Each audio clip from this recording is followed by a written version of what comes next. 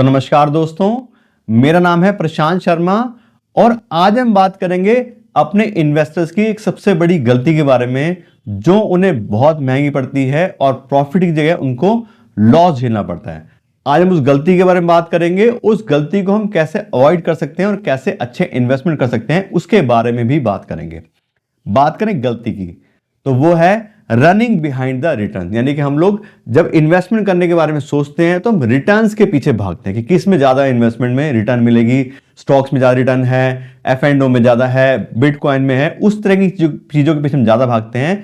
बजाय उसके अगर हम इन गलती को अवॉइड करें कि हमें ज्यादा रिटर्न के पीछे ना भाग के हमें पहले अपना सेल्फ एनालिसिस करना चाहिए कि क्या चीज हमें समझ में आती है, उसके बाद हम इन्वेस्टमेंट करें तो ज्यादा बेटर है। देखिए, रिटर्न सब में मिलती है हमें अच्छी, चाहे स्टॉक्स हैं या म्यूचुअल फंड हैं या बॉन्ड्स की बात करें, FD की बात करें, प्रॉपर्टी की बात करें, किसी भी चीज में अगर आप इन्वेस्टमेंट करना चाह रहे हो तो रिटर्न सब में अच्छी होती है। आप किसी न किसी बंदे को जानते हो जो अलग अलग फील्ड में अच्छा पैसा कमा चुके हैं और बहुत सारे ऐसे लोग भी जो उन्हीं सेम फील्ड में लॉस भी कर चुके हैं। तो हमें क्या करना है उसके लिए बात करते हैं। तो सबसे पहले बात है कि भाई सुनी सुनाई बातों पे इन्वेस्टमेंट नहीं करना है कि ठीक है मेरे दोस्त ने शेयर मार्केट पैसा लगाया तो मुझे भी लगाना है या किसी ने बिटकॉइन में लगाया तो मुझे भी लगाना है, ऐसा नहीं है। रिटर्न सब में है, पहले हमें डिसाइड करना है कि हमें कौन सी चीज समझ में आती है। अगर हमें प्रॉपर्टी समझ में आती है कि हाँ ठीक है हमें थोड़ा इंटरेस्ट है उसके अंदर, उसके नॉलेज है, तो अगर किसी भी चीज में इंटरेस्ट होता है, थोड़ी नॉलेज होती है, तो हम अच्छे से उसको रिसर्च करते हैं। तो पहले हमें रिसर्च करनी है खुद की भी, हमें क्या समझ में आता है और जिस पे हम जीरो डाउन करें। मान ली हमने डिसाइड किया ठीक है हमें स्टॉक्स में इन्वेस्ट करना है या प्रॉपर्टी में इन्वेस्ट करना है, तो अब किस में इन्वेस्ट करना है उसकी भी हमें डिटेल निकालनी है, अच्छे से रिसर्च करनी है। रिसर्च क्यों करनी है? क्योंकि किसी भी चीज में अगर हम अच्छे से रिसर्च करके इन्वेस्टमेंट करते हैं तो हम उसको होल्ड कर पाते हैं। और होल्ड कितना करना है? थोड़ा लॉन्ग टर्म के लिए, कम से कम 5 से 10 साल का होरिजन लेके चलना है, चाहे जिस भी इन्वेस्टमेंट आप जाना चाह रहे हैं। क्यों? जैसे बात करें आज हम प्रॉपर्टी की, अगर किसी प्रॉपर्टी में कोई बंदा इन्वेस्ट करता है तो ठीक है, उसको पता होता है कि हाँ मैं क्यों इन्वेस्ट कर रहा हूँ, क्या लोकेशन उसकी है, आने वाला टाइम कैसा है, क्या डेवलपमेंट आनी है, कोई वहां हॉस्पिटल बनना है, कोई रोड बननी है, तो वो उसको लंबे टाइम तक होल्ड कर पाता है। और बाई चांस बीच में प्रॉपर्टी का डाउन भी होता है प्राइस, तो ऐसा तो है नहीं कि हमेशा हर चीज का प्राइस बढ़ता ही है। अगर प्राइस डाउन भी होता है तो उसको छोड़ के नहीं भागते। ऐसे ही स्टॉक्स में भी है। आप किसी कंपनी में इन्वेस्ट करना चाह रहे हो तो अच्छे से, आपने मेरी अगर वीडियो देखी होंगी तो सारा हम उसका एनालिसिस करते हैं, क्या कंपनी का बिजनेस है, क्या उसके फाइनेंशियल है, उसका प्राइस क्या चल रहा है, वैल्यूएशन कम मिल रही है, सस्ता प्राइस मिल रहा है, हायर प्राइस मिल रहा है, वो सब चीजें हम चेक करते हैं। तो जब आप इतनी सारी रिसर्च करते हैं उसके बाद आप एंट्री लेते हैं तो एक कॉन्फिडेंस आपको आता है अपने ऊपर कि ठीक है हमने ये इन्वेस्टमेंट में एंट्री ली थी तो क्यों ली थी। तो वही बात है कि प्राइस शेयर का भी कभी भी डाउन हो सकता है, लेकिन हमें पता है कि हमने क्यों इस कंपनी इन्वेस्ट किया था, क्या इसकी अच्छे पॉइंट थे, तो अक्सर शेयर प्राइस डाउन भी हो तो हमें पता है ठीक है अच्छी कंपनी थोड़े दिन बाद वापिस आ जाएगा। तो ये मेन चीज है। पहली ये कि इन्वेस्टमेंट हमें समझ में आना चाहिए कि हम क्यों इसमें इन्वेस्ट कर रहे हैं। मान लीजिए कुछ भी समझ में नहीं आ रहा, ना हमें स्टॉक समझ में आ रहे, ना हमें प्रॉपर्टी समझ में आ रही, तो FD तो हमारे पास है ही है, वो भी 6-7% का रिटर्न देती है। इन्फ्लेशन को FD भी बीट कर सकती है। तो ये पहले हमारी चॉइस है कि हमें किस चीज पे कॉन्फिडेंस है, क्या चीज हमें समझ में आती है, थोड़ी उसकी बेसिक नॉलेज हमें थोड़ा इंटरेस्ट है, तब हम उसमें एंट्री लेंगे तो ज्यादा बेटर है। और फिर उसमें थोड़ी रिसर्च करके अच्छे सोच समझ के फिर एंट्री लेंगे। तो पहली बात होगी ये। दूसरा, जैसे अगर आप देखोगे मैं स्टॉक मार्केट की बात करता हूं, स्टॉक मार्केट का ही हम दूसरा एग्जांपल लेते हैं। उसमें यह मान लीजिए स्टॉक मार्केट में हमने डिसाइड किया इन्वेस्टमेंट करना है, तो स्टॉक मार्केट की बात करें तो 2 कॉमन तरीके इन्वेस्टमेंट करने के, या तो आप डायरेक्ट शेयर्स में इन्वेस्ट कर सकते हो या फिर आप म्यूचुअल फंड में इन्वेस्ट करते हो। डायरेक्ट शेयर में क्या होता है कि आप खुद से रिसर्च करनी है, कौन सी कंपनी इन्वेस्ट करना है, कब खरीदना है, कब बेचना है, सारी चीजें चेक करके फिर आप एक 25-30 कंपनी का पोर्टफोलियो बनाते हो। 1-2 कंपनी तो कोई इन्वेस्ट नहीं करता, अच्छे से थोड़ा डाइवर्सिफाइड रखना चाहिए। और फिर आप उसको ट्रैक करते हो कि कितनी रिटर्न मिल रही है, कौन सी कंपनी अच्छा परफॉर्म कर रही है, कौन सी कंपनी खराब परफॉर्म कर रही है, अब किससे एग्जिट करना है, नए शेयर किस कंपनी खरीदना है, ये सब चेक क्या है हमें खुद करना पड़ता है।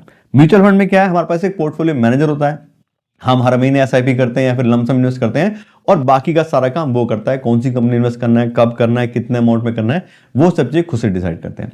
तो इसके अंदर जो मेन बात है, इसके अंदर दूसरी मेन बात है वो ये है कि बजाय रिटर्न के पीछे भागने के हमें कैपिटल के पीछे भागना चाहिए। कैपिटल का मतलब क्या है कि अगर आज हमने 1 लाख रुपए इन्वेस्ट किया है तो हमें कोशिश करें उसको 2 लाख रुपए, 5 लाख रुपए, 10 लाख रुपए इन्वेस्ट करें। तो अगर हम अपनी कैपिटल बढ़ाएंगे और हमारा रिटर्न अगर मॉडरेट भी होगा, मतलब बहुत ज्यादा हाई रिस्क में हम नहीं जाएंगे और मॉडरेट रिटर्न मिलेगा, तो भी हम काफी ज्यादा हाई अमाउंट में पैसा कमा सकते हैं। उसका एग्जांपल आपको देता हूं कि मान लीजिए एक बंदा, उसने 1 लाख रुपए इन्वेस्ट किए डायरेक्ट शेयर्स में, सारी मेहनत करी, अच्छे से देखे कौन सी कंपनी के शेयर खरीदने हैं, कब खरीदने हैं, कब बेचने हैं, सब कुछ करा उसने, बढ़िया उसकी स्ट्रेटेजी चली और उसने कमाया मान लीजिए 18 से 20%, जबकि है तो बहुत मुश्किल, लेकिन फिर भी मान लेते हैं कि बंदे ने 20% का प्रॉफिट निकाल लिया साल का। अब 1 लाख रुपए इन्वेस्ट किया, 20% का प्रॉफिट कमाया, तो कितना पैसा कमाया उसने? 20,000 रुपए। लेकिन मेरे जैसा एक बंदा था जिसने नॉर्मल किसी म्यूचुअल फंड में या फिर जो मैं प्रेफर करता हूं लो कॉस्ट इंडेक्स फंड, उसमें इन्वेस्ट किया, लेकिन उसने अमाउंट काफी अच्छा इन्वेस्ट कर दिया। मान लीजिए उसने 10 लाख रुपए इन्वेस्ट किया।